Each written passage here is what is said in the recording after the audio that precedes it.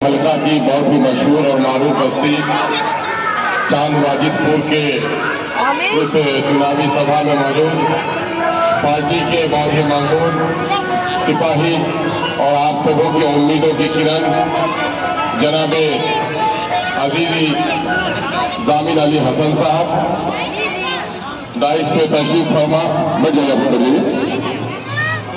حضرت مولانا و مفتی جاوید اختر قاسمی صاحب جو سیمانچل سے چل کے آئے ہیں، جناب بھائی مفتی حسنین صاحب، ایڈوکیٹ شمس آغاز صاحب، بھاگلپور سے آئے ہوئے بھائی خالد سیف اللہ صاحب اور دیگر مقامات سے آئے ہوئے پارٹی کے ذمہ دار ساتھیوں، یہاں پر موجود چاند واجد پور کے ذمہ دار بزرگوں، نوجوانوں اور عزیز ترین بچوں اور دالانوں میں پردے میں بیٹھی ہوئی میری نیک ترین ماں بہنوں اور بیٹیوں، مجھے اس وقت آپ کے درمیان خود کو پا کر بڑی خوشی ہو رہی ہے۔ گرچہ میں نیپال کی وادیوں سے چل کر آیا ہوں، لیکن آپ کی بستی میں آ کر اپنائیت کا جو احساس ہوتا ہے، آپ کے چہرے، آپ کی آنکھوں کی کرنوں کو دیکھ کر جو محبت کا احساس ہوتا ہے، وہ لگتا ہے میں کسی اجنبی بستی میں نہیں ہوں بلکہ اپنی بستی میں ہوں۔ یہ رشتہ دراصل ہمارا اور آپ کا جو رشتہ ہے، یہ رشتہ کوئی مصنوعی اور بناوٹی نہیں ہے، یہ رشتہ حبیب خدا سرور انبیاء حضرت احمد مجتبی محمد مصطفیٰ صلی اللہ علیہ وسلم کی لائی ہوئی شریعت کے مطابق ہم آپ کے بھائی ہیں، اور یہ محبت اسی بات کی نظیر ہے۔ میرے بھائیوں، اس سے بڑھ کر بھی ہمارا ایک نظریہ ہے، وہ نظریہ یہ ہے کہ ہم پوری دنیا میں بسنے والے تمام تر انسانوں کو اپنا بھائی سمجھتے ہیں، اس لیے کہ ہمارا یقین جتنا ایک خدا پر ہے، اتنا ہی یقین ہمارا یہ بھی پختہ ہے کہ سارے انسان ایک ہی آدم اور حوا کی اولاد ہیں۔ ہم رنگ اور نسل کی بنیاد پر، ہم ذات کی بنیاد پر تفریق نہیں کرتے۔ ہم اس وقت مظلوموں کی آواز بن کر آپ کی بستی میں آئے۔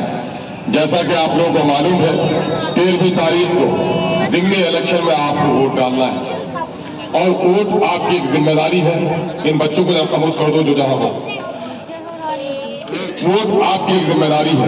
جمہوریت میں آپ کا سب سے بڑا حربہ اور سب سے بڑا ہتھیار ہے، اور جو قوم اپنے ہتھیار کا صحیح استعمال کرتی ہے وہ قوم محفوظ رہتی ہے۔ میں نے اکثر مثالوں سے سمجھایا ہے کہ ووٹ نہیں ہے، تلوار ہے۔ تلوار اگر آپ نے سپاہی کو دی تو آپ کی گردنوں کی حفاظت ہوگی، آپ کے گھر کے آبرو کی حفاظت ہوگی، آپ کے مال و دولت کی حفاظت ہوگی۔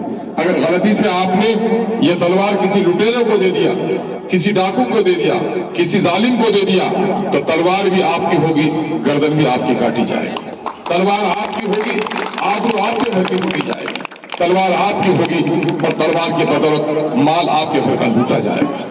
مسلمانوں، اس وقت ذرا غور کرو، یہ جو پیارا وطن ہندوستان ہے، ہندو اور مسلمانوں کی محبت کی شان رہا، پرانی تاریخ ہماری رہی ہے، لیکن آج اس ملک میں مسلمانوں اپنی حیثیت کیسی ہے؟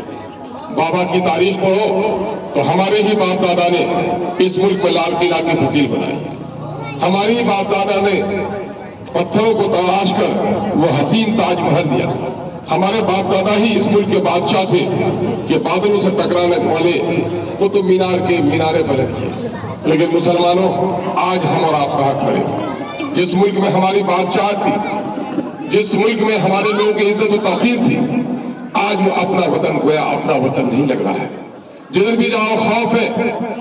بیٹیاں دلی کو جاتی ہے، گاؤں میں بیٹی کو کسی نے برقعے سے باہر اس کا چہرہ نہیں دیکھا، لیکن وہ ٹرین میں جاتی ہے تو برقعہ سمیٹ کے جاتی ہیں، وہ سمجھتی ہیں کہ کہیں میرے برقعے اور میری کی وجہ سے میرے ساتھ کوئی ذلت اور رسوائی کا سلوک نہ کیا جائے۔ داڑھی جو ایک سنت ہے، مسلمانوں کی شان ہے، نبی کی پیروی ہے، وہ مقدس چہرہ جسے نورانی کہتے ہو، جب ٹرین میں جاتے ہو تو آج داڑھیوں کو ڈھک کے جاتے ہو۔ آج اسٹیشن پر ہو، عصر کی نماز کا وقت گزر رہا ہے، پیشانی تڑپ رہی ہے، لیکن خدا کی زمین پر سجدہ کرنے کی بھی ہمت نہیں ہوتی۔ ٹوپیاں پہن کر رہتے ہو سال سے، جو مسلمانوں کا تاج ہے، لیکن سچ پوچھو آج تمہارے بہت سارے لوگ ہیں جب ٹرین میں سفر کرتے ہیں ٹوپیوں کو اپنے جیب میں کس لیتے ہیں۔ یہ سچ ہے یا نہیں نوجوانوں؟ کیا گائے کے نام پر، क्या गुरु और भैंस के नाम पर मुसलमानों का कत्ल हुआ या नहीं हुआ? क्या बाबरी मस्जिद तोड़ी गई कि नहीं तोड़ी गई? क्या हमारे बालों की इज्जत लूटी गई कि नहीं लूटी गई? हाफिज जुनैद हो, मुदस्सिर हो, अख्तर अंसारी हो, क्या लिंचिंग उनकी हुई कि नहीं हुई? आखिर क्या वजह है कि इस मुल्क में हमारे यह हालात हो गए? अजीज नौजवानों, मैं तुम्हारी गैरत को सलाम करने आया हूँ और मैं तुम्हारी गैरत को ललकारने के लिए आया हूँ।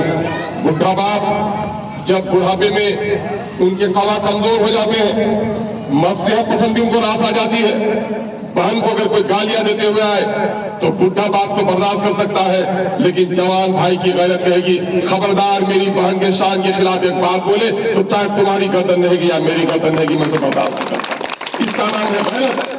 मैं तुम्हारी सी गैरत को ललकारने के लिए आया हूं कि जब नजरें उठाओ, जिस मुल्क में तुम्हारे जिम्मे में बादशाहत थी, इस मुल्क में तुमने अदल कायम किया, इंसाफ कायम किया, दलित भाइयों को गले लगाकर उसे इंसान होने का सबूत पेश किया, आज उस मुल्क में हमारी हालत ऐसी क्यों है? क्या जितनी आजादी के वक्त की खबर मालूम है नौजवानों कि मुल्क की आजादी में लोगों की इतनी गर्दनें नहीं कटी थी जितनी गर्दनें मुल्क के बंटवारे में कटी, और खुशहाल तबका यहां से जा चुका था, लेकिन हमारे मदरसे जलाए गए, मस्जिदें उजाड़ी गई, लेकिन इन 70-80 सालों के दरमियान में देखोगे कि हमारी मस्जिद अगर जलाई गई तो हमने उससे आलीशान मस्जिद बना ली, मीनारे इतने बुलंद के बादल टकराए, मदरसे हमारे उजाड़ दिए गए तो हमने आलीशान मदरसे बना लिए कि यूनिवर्सिटी की इमारत से भी शर्माती है, खानकाहें उजाड़ी गई तो खानकाहों को भी हमने बसा लिया। हमारे दरमियान में उलमा की भी एक कसीर तादाद है, लेकिन मुसलमानों क्या तुम्हारे खौफ में कमी आई? नहीं आई। वजह क्या है?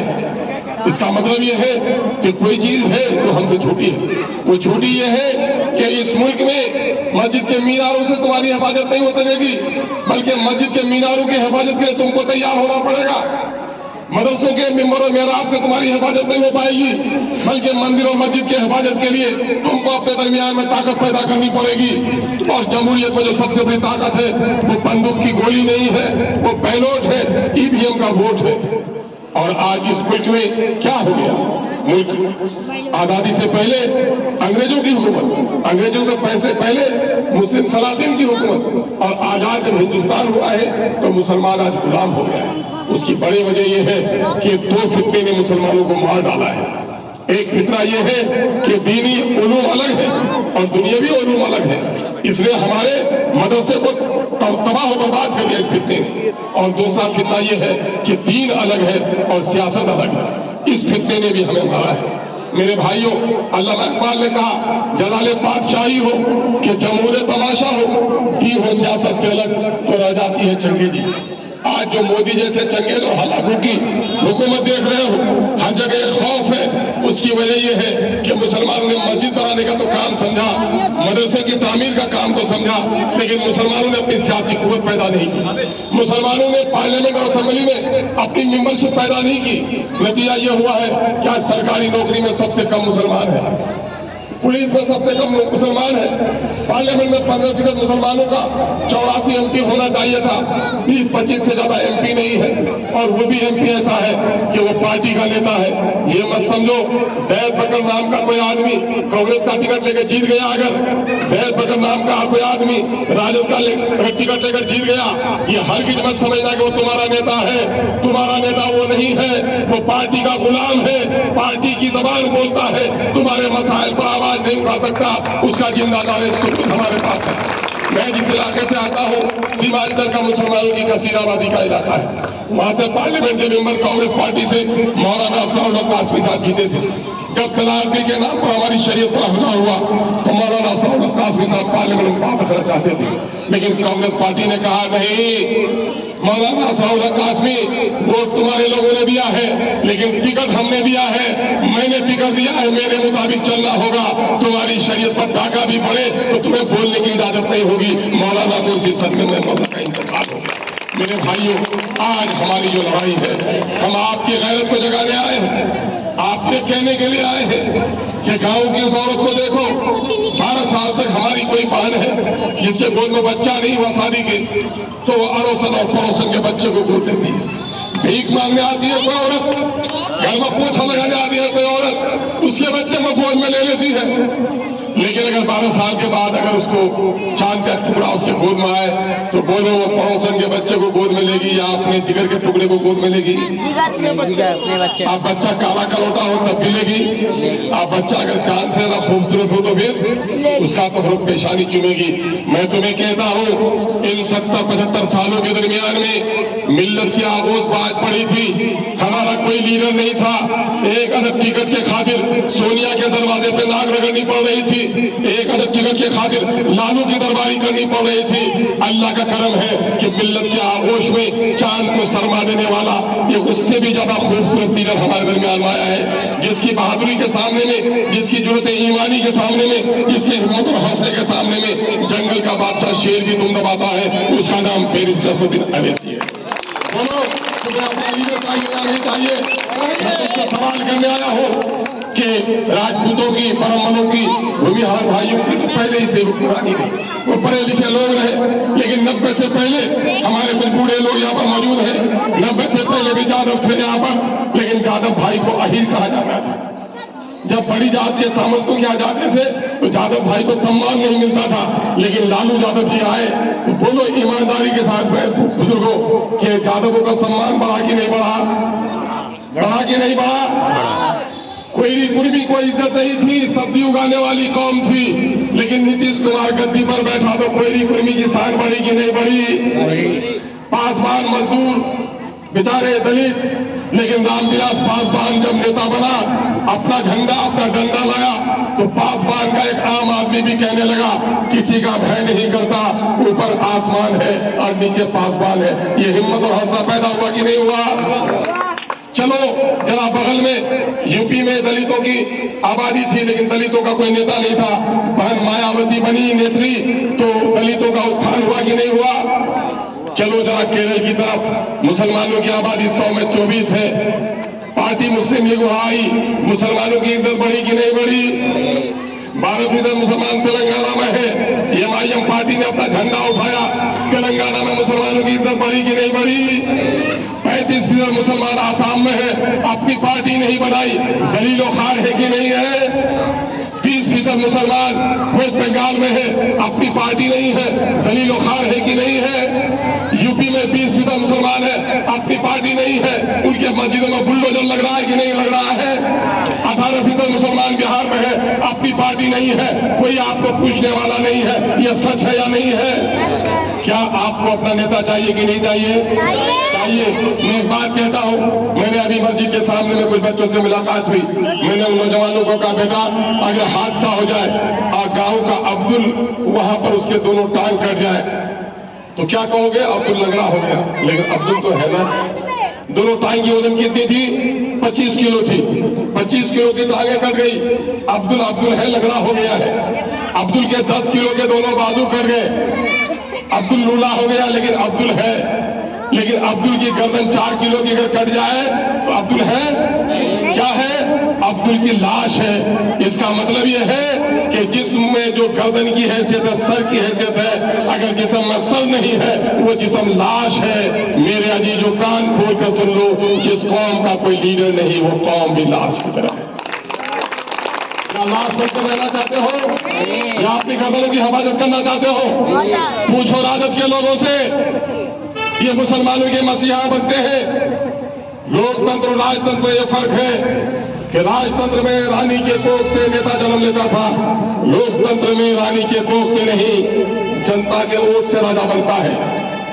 1990 سے لے کر لگاتار ایک بار صرف غائب رہا، اور آپ کا ایم پی آگے ایم ایل اے رہا کہ نہیں رہا کہ نہیں رہا؟ تو آج جب ایم پی وہ بن گیا ہے، کیا اس کے بیٹے کو ہی ایم ایل اے بننا چاہیے؟ نہیں۔